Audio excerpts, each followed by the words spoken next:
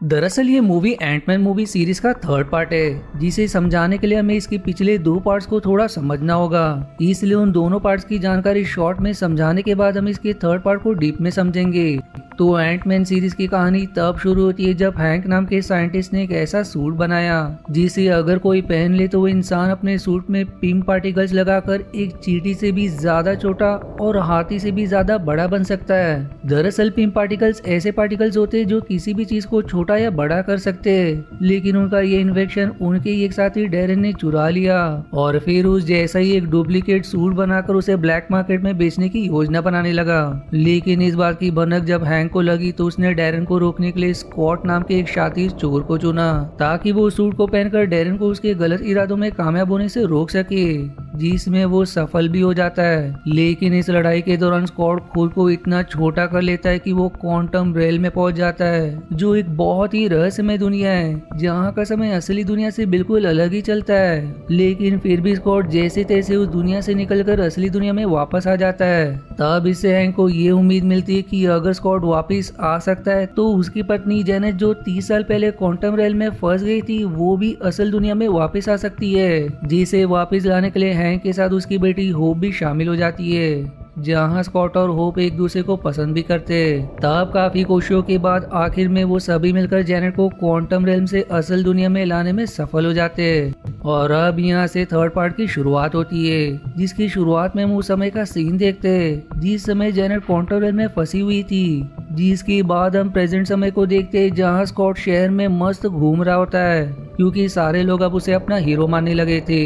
दरअसल उसने एवेंजर्स का साथ दिया था, इसलिए अब से वो भी एक एवेंजर बन गया है जिसे लोग बहुत पसंद करते हैं। साथ ही जिन्हें एवेंजर्स के बारे में नहीं पता उनके लिए मैं बता दूं कि एवेंजर्स ऐसे लोगों का ग्रुप है जिनके पास सुपर पावर्स है और वो दुनिया को बचाने के लिए अपना बलिदान तक दे सकते हैं। अब अगले सीन में स्कॉट जब अपने द्वारा लिखी हुई किताब बच्चों को पढ़कर सुना रहा होता है कि तभी उसे पुलिस स्टेशन से फोन आता है, जिससे उसे पता चलता है कि उसकी और हॉप की बेटी कैसी को प्रोटेस्ट करने वालों का साथ देने के जुर्म में जेल में बंद कर दिया गया है। इसलिए स्कॉट जेल जाकर कैसी को छुड़ा लेता है, पर बाहर आकर वो उसे समझाते हुए कहता है कि मैं मानता हूँ तुम लोगों की मदद करना चाहती हो, लेकिन तुम्हारा ये तरीका सही नहीं है। तुम्हें कानूनी तरीकों को अपनाते हुए लोगों की मदद करनी चाहिए। जिस पर अब कैसी कहती है कि पुलिस वालों ने लोगों के टर्न को बर्बाद कर दिया था, इसलिए मैं उनका साथ दे रही थी और वैसे भी मुझे जो ठीक लगेगा मैं वही तरीका अपनाऊंगी, क्योंकि अब मेरे पास भी एक सूट है। जो सुनकर स्कॉट दंग रह जाता है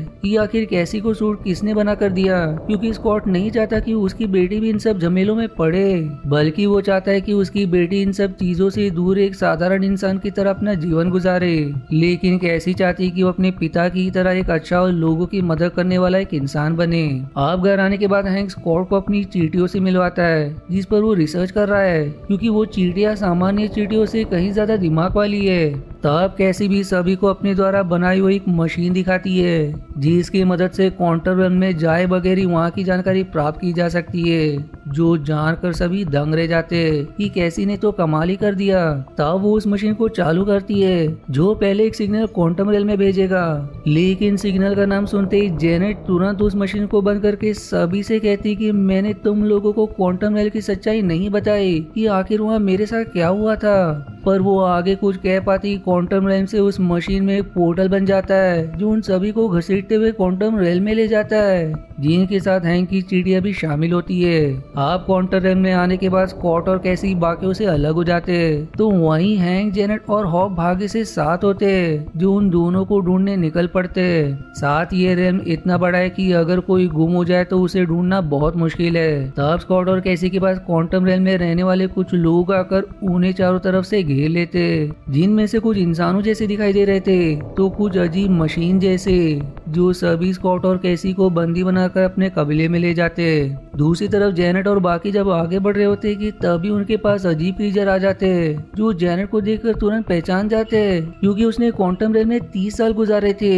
इसलिए वो सभी उसे एक सवारी भी देते ताकि वो जहाँ जाना चाहे वहाँ जा सके। तब जेनेट वहाँ से क्राइलर नाम के एक आदमी के पास जाने के लिए निकल जाती है, जिसके साथ ही वो उन 30 सालों में रहा करती थी। और वही एक इंसान है जो बता सकता है कि स्कॉट और कैसी कहाँ होंगे। इसीलिए वो सभी क्राइलर के पास जाने के लिए निकल जाते। इधर स्कॉट और कैसी को वहाँ के क्रीचर एक अजीब लिक्विड पिला देते ताकि वो उनकी भाषा समझ सके। तो वहीं जेनेट और बाकी भी एक बार में आकर उसी लिक्विड को पी लेते।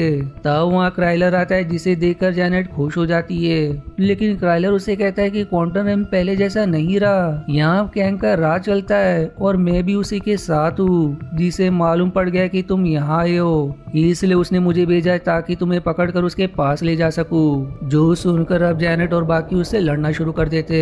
क्राइलर भी अपने साथियों से उन पर हमला करवाता है और सभी जैसे तैसे उसे मारकर उसकी शिप ले वहाँ से भाग जाते।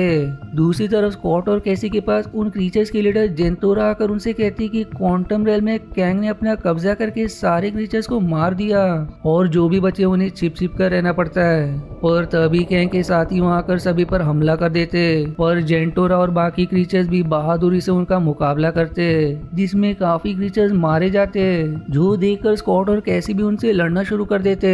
तब वहाँ एक अजीब टीन के डब्बे जैसा क्रीचर आता है और जब वो अपना मास्क हटाता है तो वो कोई और नहीं बल्कि डैरिन होता है, जिसने पहले पार्ट में हैंक ही जैसा एक डुप्लीकेट सूट बनाया था, जो देखकर स्कॉट और कैसी दंग रह जाते।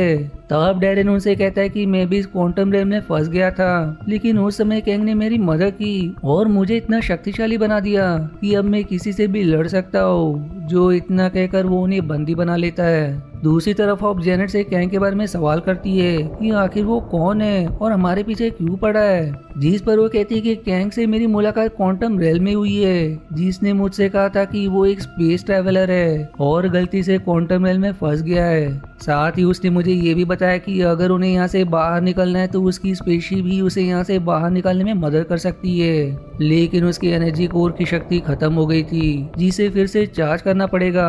इसलिए मैंने कैंग का साथ दिया और कड़ी मेहनत के बाद आखिरकार हम दोनों ने मिलकर उस कोर को रिचार्ज कर दिया, जिससे कैंग की स्पेसशिप चालू हो गई।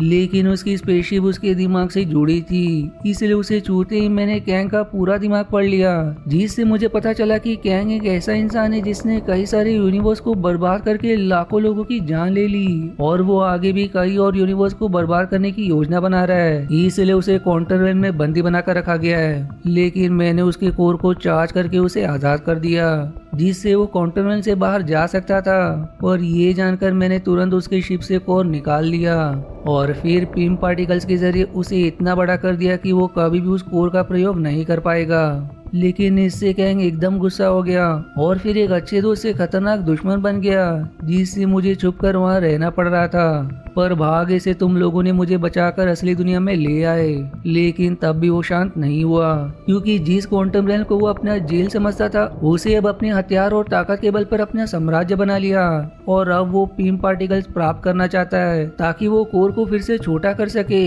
इसलिए वो हमारे पीछे पड़ा है ताकि पिम पार्टिकल्स हासिल कर सके, जो जानकर हॉप और हैंक एकदम हैरान हो जाते। दूसरी तरफ स्कॉट और कैसी को कैंग के पास लाया जाता है, जो स्कॉट को मारते हुए उससे कहता है कि मैं जानता हूँ तुम्हारे पास पिम पार्टिकल्स है, इसलिए तुरंत मेरे कोर को छोटा करो वरना मैं तुम्हारी बेटी को मार दूंगा और ये घटना मैं तुम्हें इतनी बार दिखाऊंगा कि तुम खुद मुझसे मरने की भीख मांगोगे।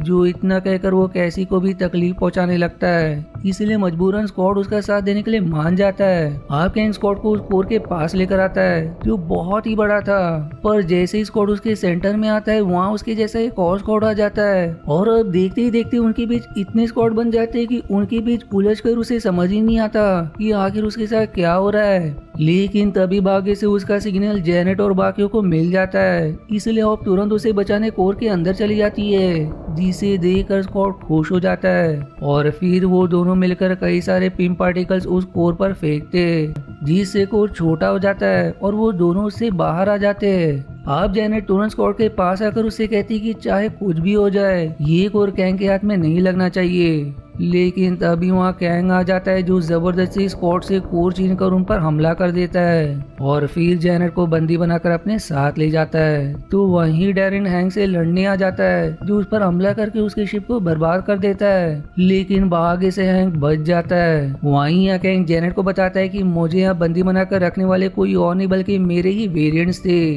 जिन्हें लग रहा था कि कहीं मैं उन्हें भी मारकर उनके यूनिवर्स पर हमला ना कर दूं, इसलिए उन्होंने मुझे यहाँ कैद कर दिया जो जानकर जेनेट हैरान हो जाती है। अब कुछ समय बाद हैंक स्कॉट और हॉप के पास अपनी चींटियों के साथ आता है जो बहुत ही ज्यादा बड़ी और शक्तिशाली हो गई थी। इधर कैंग अपना एक बहुत ही बड़ा होलोग्राम बनाकर पूरे क्वांटम रैम के क्रीचर से कहता है कि समय आ चुका है मेरी जीत को अंजाम देने का, क्योंकि मैं क्वांटम रैम के साथ दुनिया के हर यूनिवर्स को अपने कब्जे में कर लूंगा।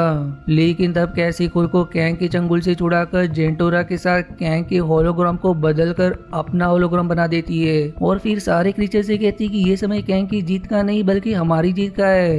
एक बार हमने कैंग के खिलाफ कदम बढ़ा लिया तो उसे हराना बहुत ही आसान हो जाएगा और हमारे पास ये आखिरी मौका है कैंग को हराने का, वरना हमें अपनी ही जमीन को छोड़ना होगा। जो सुनकर सारे क्रीचर्स में जोश आ जाता है, इसलिए वो सभी कैंग से लड़ने के लिए तैयार हो जाते हैं। जो देखकर कैंग एकदम गुस्सा हो जाता है और डैरेन से कहकर कैसी को खत्म करने का आदेश दे देता है। इधर स्कॉट कैसी को वापस लाने के लिए खुद के शरीर को बहुत ही ज्यादा बड़ा कर लेता है और वहाँ से कैंग के पास जाने के लिए निकल जाता है ताकि उसे कैसी को वापस ला सके, क्योंकि उसे लग रहा है कि कैसी अभी उसके कब्जे में। तब कैंग उसके ऊपर अपनी आधुनिक हथियार से हमला करवाता है, लेकिन स्कॉट का शरीर बहुत ही बड़ा होने के कारण कोई भी हथियार उस पर असर नहीं करता।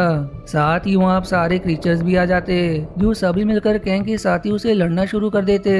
जो देखकर कैंग अपना स्पेसशिप लेकर क्वांटम रैम से भागने की कोशिश करता है, पर स्कॉट उसके स्पेसशिप के पीछे पड़ जाता है। वहीं कैसी डैरेन से लड़ रही होती है और खुद को भी बड़ा कर उस पर हमला कर देती है, जिससे वो घायल हो जाता है। पर वो उसे जान से मारने से पहले कहती कि कैंग कभी तुम्हारी मदद नहीं करेगा, जरूरत पूरी होने के बाद वो तुम्हें भी मार देगा, इसलिए उसका साथ ना देते हुए हमारे साथ हो जाओ। जिस पर डैरेन उसका साथ देने के लिए मान जाता है। दूसरी तरफ स्कॉट हॉप की मदद से कैंग की स्पेसशिप को बर्बाद करने में सफल हो जाता है, जिससे अब कैंग हमेशा हमेशा के लिए क्वांटम रैम में फंस चुका है। लेकिन अब वो अपने असली रूप में आता है और पूरे गुस्से के साथ सारे लोगों पर अपनी शक्तियों से हमला करके उन्हें मारने लगता है, जिसके सामने स्कॉट और बाकी भी टिक नहीं पाते। लेकिन तब वहाँ हैंक अपनी चींटियों की फौज को लेकर आता है जो सभी मिलकर कैंग को पूरी तरह से घेर लेते। पर अब उनसे बचने के लिए कैंग वहाँ अपनी शील्ड बना लेता है, लेकिन तब डैरेन अपनी ताकत से उसकी शील्ड को थोड़ा तोड़ने में सफल हो जाता है और फिर मौका देख सारी चींटियां जोर लगाकर उसकी पूरे शील्ड को तोड़कर उसे मार देती है। पर इससे डैरेन भी घायल हो जाता है और फिर एक अवेंजर की तरह अपना दम तोड़ देता है। साथ ही कैंग के मर जाने से सारे क्रीचर्स खुश हो जाते हैं। अब जेनेट उस कोर की शक्तियों से असली दुनिया का पोर्टल बनाती है, जिसकी मदद से सभी क्वांटम रैम से असली दुनिया में पहुंच जाते हैं। लेकिन जब स्कॉट असली दुनिया में जा रहा होता है कि तभी कैंग वहां आकर उस पर हमला कर देता है, जो अभी तक जीवित था, और अब वो खुद उस पोर्टल के जरिए बाहर निकलने की कोशिश करता है। लेकिन स्कॉट उसे आखिर में रोक लेता है, जो देखकर कैंग उसे बहुत मारता है। तब उसे बचाने वहाँ हॉप आ जाती है और फिर वो दोनों मिलकर कैंग से लड़ना शुरू कर देते और फिर उस कोर के अंदर छोटा और बड़ा होने वाला पिंक पार्टिकल्स एक साथ डाल देते, जिससे वो कोर ही खराब हो जाता है और कैंग को अपनी चपेट में लेकर उसे अपने अंदर समा लेता है। पर कोर के खराब होने से वो पोर्टल भी बंद हो जाता है, जिससे स्कॉट और हॉप क्वांटम रैम में फंस जाते हैं। लेकिन तब असली दुनिया में कैसी अपने डिवाइस की मदद से पोर्टल बनाकर उन दोनों को भी असली दुनिया में वापस ले आती है, जहाँ सभी फिर से हंसी खुशी अपना जीवन गुजारने लगते हैं। और फिर इसी हैप्पी एंडिंग के साथ ये मूवी यहीं समाप्त हो जाती है। पर दोस्तों मूवी यहाँ खत्म नहीं होती, क्योंकि इसके 2 एंड क्रेडिट सीन्स है, जिसने इसके अगले पार्ट की पॉसिबिलिटी को कंफर्म कर दिया है। क्योंकि पहले मिड क्रेडिट के सीन में हमें कैंग के दूसरे वेरिएंट्स को दिखाया गया है, जो सभी एक साथ होते हैं, क्योंकि कैंग ने जेनेट और बाकियों को अपने वेरिएंट्स के बारे में बता दिया था, जिससे वो सभी परेशान होते कि कहीं अब अवेंजर्स उन्हें मारने की कोशिश ना करे। इसलिए सभी अब इकट्ठा होकर उनसे लड़ने की तैयारी करने लगते हैं। वहीं दूसरे एंड क्रेडिट सीन में हम लोकी और मोबियस को देखते हैं, जिनके सामने कैंग का दूसरा वेरिएंट होता है, यानी कि यही से लोकी सीरीज का सीजन 2 शुरू होगा। और अगर आपको उसकी एक्सप्लेनेशन चाहिए तो मुझे कमेंट में जरूर बताएं। मिलते हैं अगले वीडियो के एक्सप्लेनेशन पर, तब तक के लिए धन्यवाद दोस्तों। आशा है आपको मेरी एक्सप्लेनेशन पसंद आई। यदि हाँ तो प्लीज वीडियो को लाइक करना और चैनल को सब्सक्राइब करके सपोर्ट करना ना भूलें। मिलते हैं अगले एक्सप्लेनेशन वीडियो में, तब तक के लिए धन्यवाद दोस्तों।